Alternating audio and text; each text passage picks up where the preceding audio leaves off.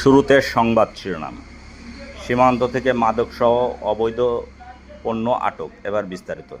যশোর সীমান্তে অভিযান চালিয়ে ৬,৭২,৮০০ টাকা মূল্যের মাদকদ্রব্য, শাড়ি এবং কসমেটিক সামগ্রী আটক করেছে বিজিবি। আজ বুধবার দিনভর বিজিবির যশোর ব্যাটালিয়নের টহল দল কর্তৃক বেনাপোল ও আন্দোলিয়া বিওপি এবং বেনাপোল আইসিপি ও আমড়াখালী চেকপোস্টের সীমান্ত এলাকায় মাদকদ্রব্য ও চোরাচালান বিরোধী অভিযান পরিচালনা করে বিদেশি মদ, ভারতীয় গাঁজা, ফেনসিডিল, শাড়ি, ঔষধ এবং কসমেটিক সামগ্রী আটক করে। আটককৃত মালামালের মূল্য ৬,৭২,৮০০ টাকা বলে জানায় বিজিবির সদস্যরা।